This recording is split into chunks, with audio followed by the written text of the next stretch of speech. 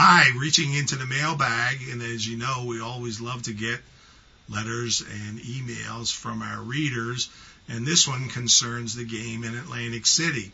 A reader writes and wonders whether or not the 8-deck shoes that are used primarily in Atlantic City can be beaten.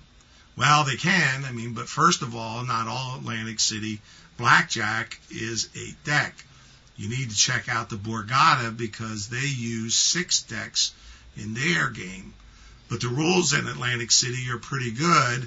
The dealer stands on soft 17.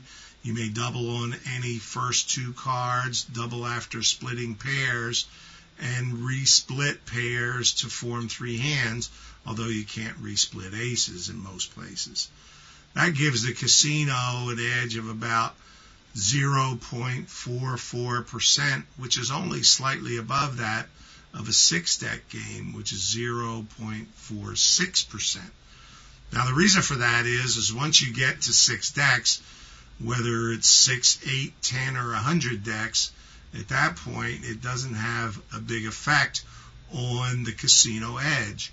Where it does have an effect is the fact that the count, when you're counting cards, does not vary as widely in a game with 8 decks as it does, for example, in a single deck or double deck game. In other words, you don't have count volatility, which is what makes card counting worthwhile.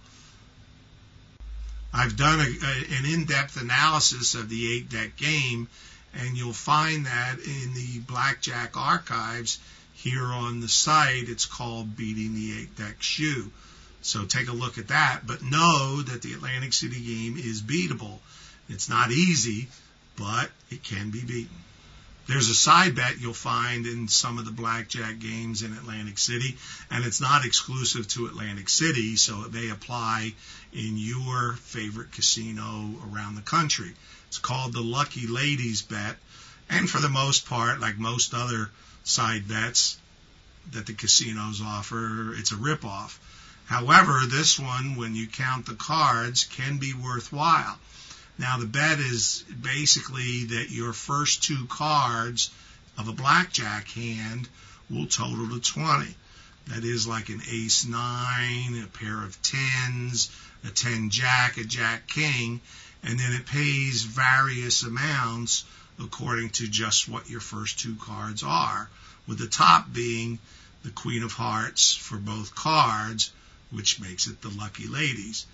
Now, there are several pay schedules out there, but this is the one you want to watch for, and this is the one you want to play.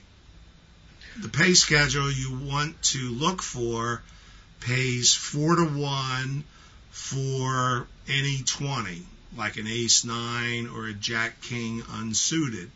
Pays 10-to-1 for a suited 20, in other words, like a jack of hearts and a king of hearts, or an ace of diamonds and a 9 of diamonds.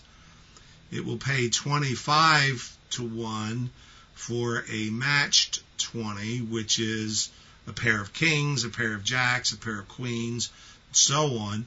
Pays 200-to-1 for Queen of Hearts and the Queen of Hearts only. That's the only way the Lucky Ladies is paid. If you should get a pair of the Lucky Ladies, that is Queen of Hearts, and the dealer gets a blackjack at the same time, it would pay 1,000-to-1. And my only comment is good luck with that one. Now, if you count the cards, it becomes worthwhile to bet on the Lucky Ladies hand if the true count is at 5 or more.